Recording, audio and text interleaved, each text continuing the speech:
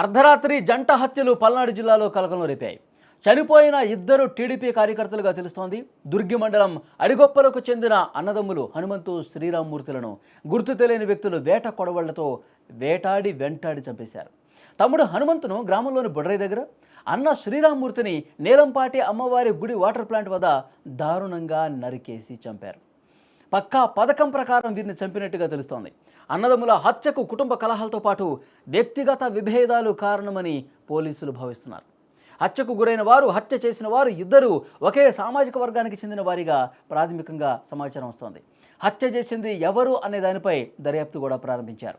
ఈ జంట హత్యలపై పల్నాడు జిల్లా ఇన్ఛార్జి మంత్రి గొట్టిపాటి రవికుమార్ స్పందించారు. జిల్లా ఎస్పీతో ఆయన మాట్లాడారు. నిందితులు ఎంతటి వారైనా సరే వదిలిపెట్టొద్దని కూడా ఆయన ఆదేశించినటువంటి పరిస్థితుంది. ఈ తర ఘటనలు పునరావృతం కాకుండా పోలీసులు కఠినంగా వ్యవహరించాల్సినటువంటి అవసరం ఉందని చెప్పి చెప్తా ఉన్నారు. కానీ అత్యంత భయం గొలిపేటటువంటి పరిస్థితులు అక్కడ కనిపిస్తూ ఉన్నాయి.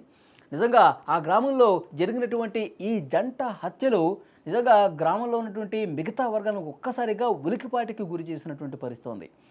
ఒకవైపు వాళ్ళు వ్యక్తిగత కక్షలు, వాళ్ళు ఉన్నటువంటి ఈ పగలతో ఈ హత్యలు జరిగాయని చెప్పి సమాచారం వస్తున్నప్పటికీ కూడా అన్ని కోణాల్లో కూడా దర్యాప్తు చేయాల్సినటువంటి అవసరం ఉంది అని చెప్పి అక్కడ చర్చ జరుగుతోంది. ఎందుకంటే వీళ్ళిద్దరూ కూడా చనిపోయినటువంటి వ్యక్తులు ఎవరైతే ఉన్నారో వాళ్ళు తెలుగుదేశం పార్టీ సానుభూతి పరులుగా తెలుస్తోంది.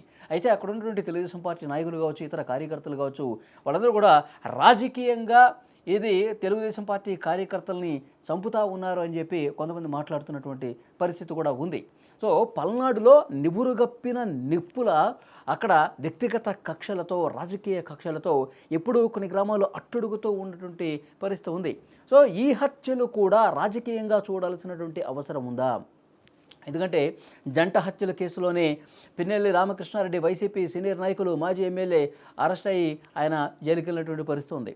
సో డెఫినెట్గా అలాంటివి పల్నాడులో జరుగుతూ ఉంటాయి. పగలతో, కక్షలతో ఈ విధమైనటువంటి దుర్మార్గంగా చంపేసే ఘటనలు కూడా గతంలో జరిగినాయి కాబట్టి వాటితో ముడిపెట్టి చూసే పరిస్థితి కూడా ఉంది.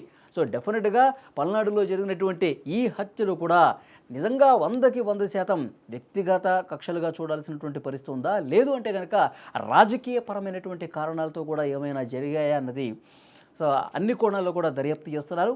అక్కడ ఉన్నటువంటి తెలుగుదేశం పార్టీ నాయకులు కావచ్చు, మంత్రి గొట్టిపాటి రవికుమార్ ఎస్పీతో మాట్లాడినటువంటి పరిస్థితి. ఎస్పీ కూడా మేము నిష్పక్షపాతంగా దర్యాప్తు చేస్తాం, ఈ హత్యలకు సంబంధించి ఎవరున్నా సరే, ఎంతటి వాళ్ళు ఉన్నా సరే వదిలిపెట్టేది లేదని కూడా ఆయన చెప్పినటువంటి పరిస్థితి ఉంది. 1-2 రోజుల్లోనే పూర్తిగా దర్యాప్తు పూర్తయిన తర్వాత వాస్తవాలు వెలుగులోకి వస్తాయి.